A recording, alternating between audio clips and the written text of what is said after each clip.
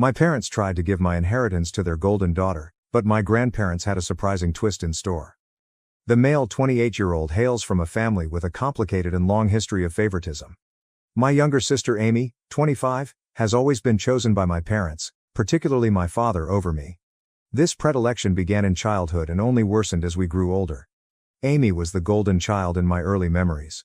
When I was 5 and she was 2 years old, our parents threw her an elaborate birthday party complete with professional face painters, a bouncy castle, and a petting zoo. That year, I celebrated my birthday with a store-bought cake and a little family lunch.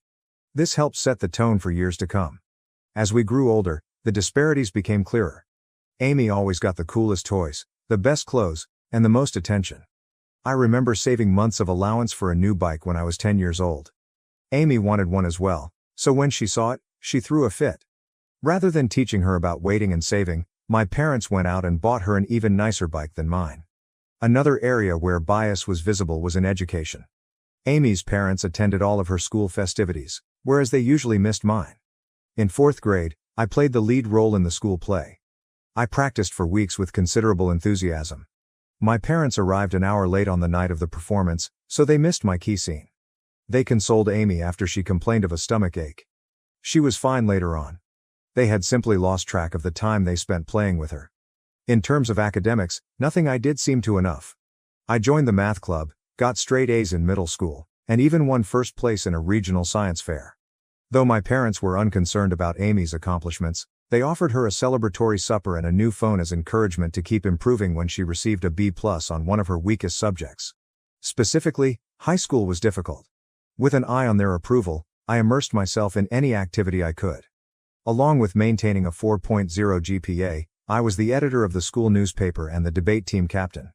Amy breezed through school, barely maintaining a C average and spending much of her time hanging out with friends. I was chosen from our university as one of 2 junior-year applicants to participate in a well-known summer program at Harvard. It was an honor, and I felt wonderful. When I informed my father the news over supper, he grumbled and shifted the conversation to Amy's upcoming dance performance. At least my mother said, "That's nice." But she moved on quickly. My parents were unable to transport me to the airport on the night Amy's concert occurred on the same day I was leaving Harvard because they wanted to see Amy perform. I asked my friends' parents for a ride. Another painful experience was the college admission process. I spent months refining my writings, participating in extracurricular activities, and preparing for the SAT. Several prestigious institutions accepted me, and I was awarded a substantial scholarship to my preferred choice. When I told my parents about this at supper, their reaction was barely acceptable. "That's good, but don't let it run to your head. College isn't everything," my father warned me. "Just remember about us when you're off becoming a big shot," my mother remarked. My parents, on the other hand, were very understanding when Amy barely graduated from high school and decided not to attend college. They appreciated her for knowing herself and challenging conventional norms. They did something they never did for me. They paid for her car as a graduation gift. This repeated favoritism caused me significant emotional distress. Throughout my teens and early 20s, I battled anxiety and sadness. I began therapy in college and realized that my parents' behaviors were not my responsibility. Years of effort were required to improve my self-esteem and learn to validate myself without relying on my parents' approval. Despite the fact that my immediate family did not support me, I was able to live a respectable life. By the time I graduated from college with honors, I had a respectable job in finance and had even acquired my own home by the age of 27. Although my parents aren't, I'm proud of what I've accomplished. Here is where the present drama begins. On my father's side, my grandfather died not long ago. He left a big estate and was a successful entrepreneur who began from scratch. In his will, he divided his property evenly to his grandchildren, including myself, Amy, and our cousins, as well as his children, father, and siblings. My half of the inheritance was substantial, about $500,000.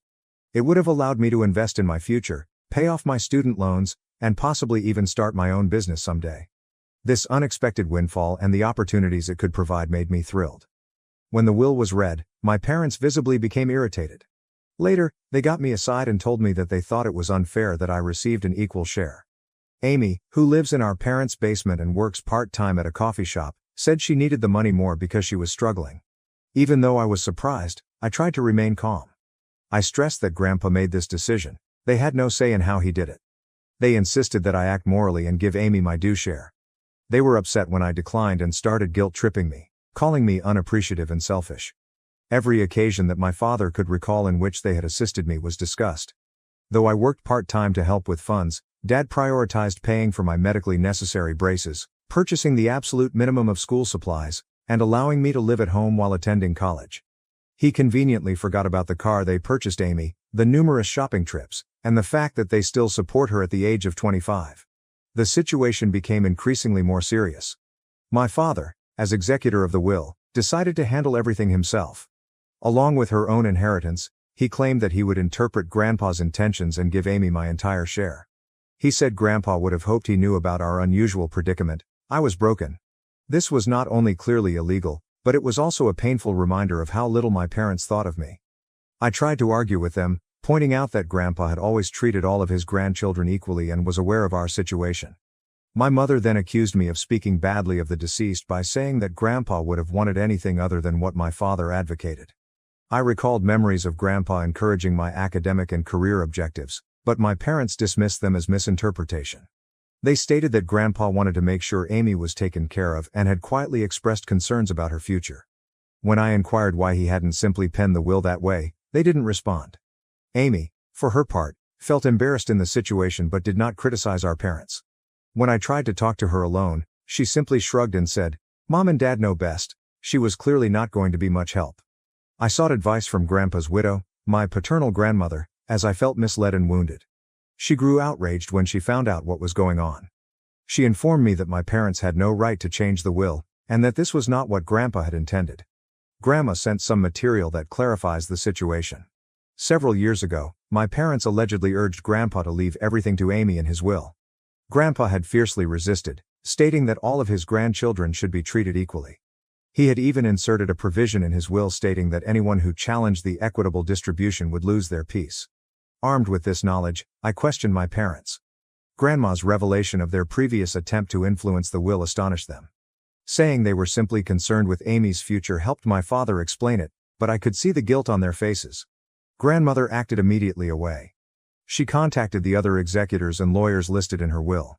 She also contacted my father's siblings, who were similarly outraged by what he was proposing. Together, they put an end to my father's scheme and ensured that the will was carried out as intended. Despite their displeasure with me, my parents had to back down. They stated that I should have addressed this internally rather than involving others and accused me of turning the family against me. My mother wailed over how I had divided the family and deceived them. When my father threatened to cut me completely out of their will, I told him I never expected anything from them. Now, if I accept the request, they threatened to cut off all communication. My father even suggested that if I inherited their house, I would not be welcome there. In a particularly low blow, my mother stated that my acceptance of the money shows that I never genuinely loved them and was only looking to profit from their death. The issue divides the extended family. A handful of my cousins are supportive since they are aware of the long-standing favoritism and appreciate my efforts to advocate for myself. Others feel I should have yielded in order to maintain peace, as family harmony takes precedence over financial concerns. Although my father's siblings are clearly on my side, this has affected their relationship as well as my parents. Amy is caught up in all of this. She revealed in me privately that, while she feels horrible and did not ask for it, she is not ready to confront our parents. She's been educated her entire life to rely on them and seek their approval, so I don't blame her completely. Still, a part of me wishes she could help me just once. This situation has brought back a lot of prior pain and hatred. I find myself recalling all the times I was passed over or disregarded in favor of Amy, the birthday parties I missed, the school functions my parents missed, the accomplishments that went unnoticed. This one incident seemed to be bringing to a close a lifetime of injustice. Despite the fact that the entire event has created a schism in the family, I am standing firm and want to claim my inheritance as Grandpa intended. My parents rarely talk to me, and family gatherings have become awkward. I missed our monthly family supper last week for the first time in as long as I could bear the icy shoulders and accusing glares. Despite the stress, a small part of me feels empowered. For the first time in my life, I am confronting my parents' harsh treatment. I'm declaring my worth and refusing to be written off. It's both dreadful and liberating at once. Though I believe I am in the right, the family turmoil is tiring me. I've been experiencing anxiety episodes again, which I hadn't had since college. To cope with all of this stress, I'm considering returning to therapy. Am I the one who should have refused to meet my parents' expectations and accepted my inheritance? Should I have simply given Amy the money to keep the peace? Although I am tired of being the family scapegoat, I am equally afraid of losing my family completely. Any advice or comment would be greatly appreciated. Update. A lot has transpired since my initial post, which was 6 months ago. I'd want to thank everyone for their encouragement and advice. It helped me stay strong throughout tough times. Let me start with the legal side of things. Many of you cautioned me, and I did consult my own attorney.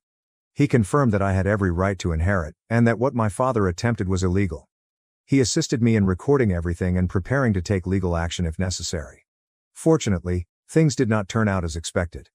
My grandmother, together with my father's brothers, and her lawyers resolved issues outside of court.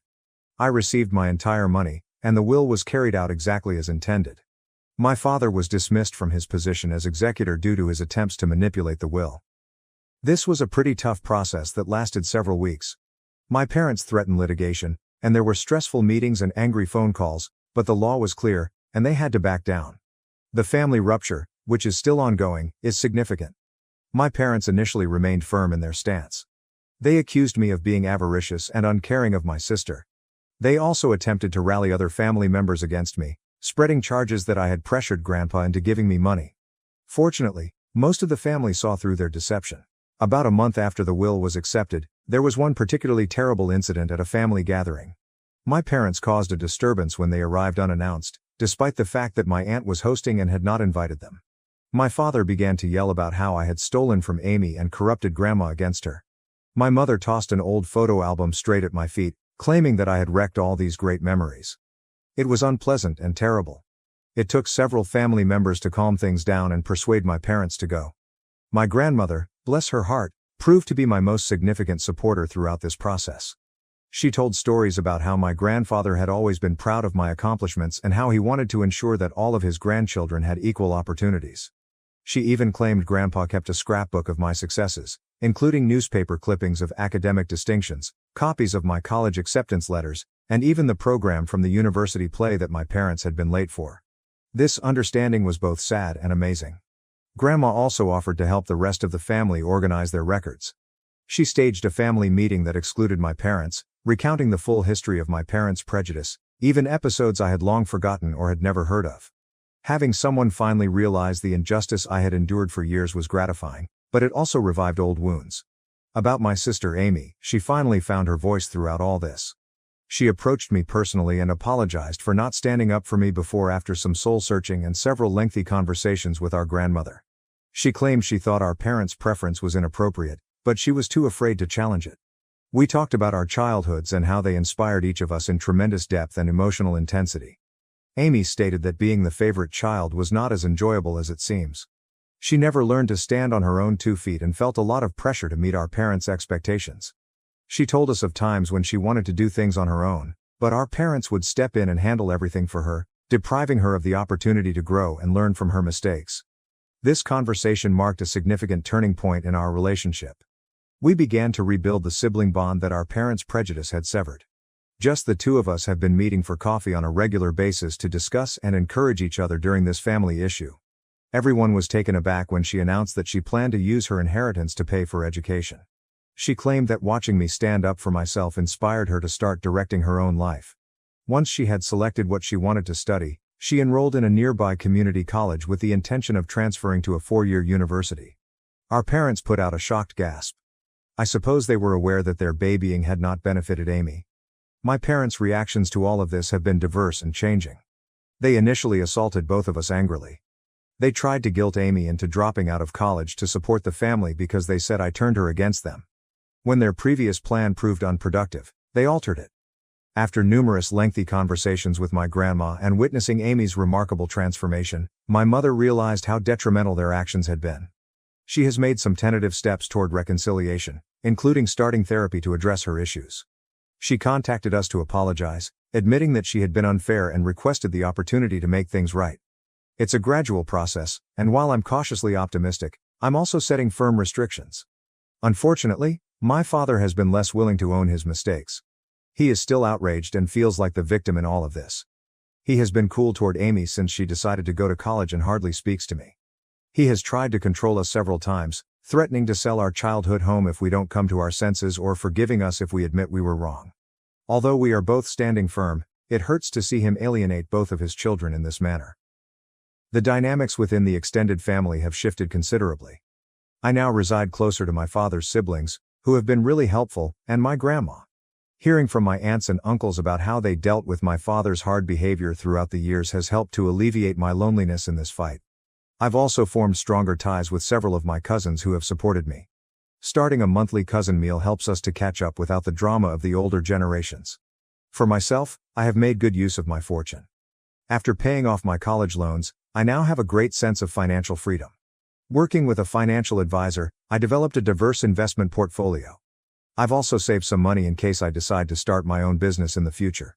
I'm looking into opening a community center that offers competitively cost mental health treatments and financial literacy lectures.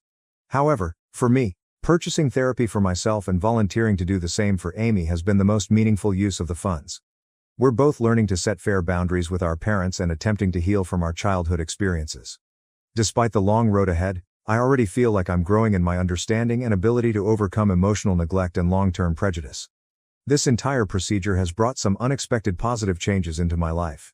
I now know a lot about setting boundaries and defending myself. Even though I know I did the right thing, it has not been easy, and there are still difficult days. I feel proud of myself for defying guilt and pressure. Among the more unexpected outcomes has been a shift in my career route. Dealing with all of this family discord and going through treatment has made me realize my own love for helping individuals who, dealing with all of this family turmoil and treatment has shown me how motivated I am to help others who have experienced similar family dynamics.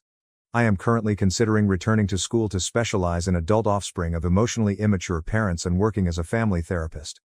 I have also been assisting children from difficult family situations at a neighboring youth facility. It is extremely rewarding to be able to provide the encouragement and support that I wished I had received as a child. I'm even thinking of establishing a scholarship fund for youngsters in similar circumstances with some of my inheritance. My contact with Amy has gotten better. We celebrate Siblings Day once a month by doing something fun just the two of us. Our hiking and picnic last month were the most relaxed and connected we'd felt since we were kids. Without our parents' influence, we are gradually rebuilding our relationship on our own terms. Things with my parents continue to be hard. My mother has tried to rebuild our relationship. She has been attending therapy on a regular basis, and she has begun to realize some of the consequences of her bias. We've had a couple one-on-one lunches when we've had some honest, albeit challenging discussions about our history and future plans. Though it is not perfect, there is clearly room for improvement. Nonetheless, my father continues to be resistant to change. He still claims he has done nothing illegal and that Amy and I should be grateful. He refused to be in the same room as me, so he skipped several family occasions. Though it hurts, I'm attempting to let go of my desire to force him to see things differently or control his reactions. Grandma has become a pillar of strength for Amy and me. She has been telling us more stories about our grandfather and how proud he was of us for standing up for ourselves. She has always advocated for justice and understanding, making her an excellent mediator in family disputes. The entire experience has taught me a lot about what it truly means to be family. I've come to realize that sometimes the family you choose is more encouraging than the one you were reared in. Along with forming a close circle of friends who have been extremely supportive throughout this road, I have gotten closer to my aunts, uncles, and cousins who have stood by me. Setting limits and exercising self-care have become increasingly important to me. I'm getting better at saying no to situations that jeopardize my mental health, and I no longer feel awful about putting my personal well-being first. I was so focused with gaining my parents' approval that I had always avoided exploring new interests and activities. To those in the same situation, I would advise you not to let anyone make you feel terrible about collecting what is rightfully yours. Even if it causes disagreement, it is reasonable to defend oneself. Though family dynamics may be complicated, you are entitled to fair treatment. Remember, it is never too late to begin living the life you deserve. Consult a therapist if required. Surround yourself with positive individuals. And don't be afraid to set boundaries. Your value is determined by who you are personally, not how your family treats you. I'd like to thank each of you again for your suggestions and encouragement. It meant more than you could have imagined during a particularly difficult time. Despite the difficulties, I am optimistic about the future and feel a sense of self-assurance that I have not felt in years. I am excited about where this new chapter of my life will take me, and I am determined to break the cycle of favoritism and develop stronger relationships with my own future family members.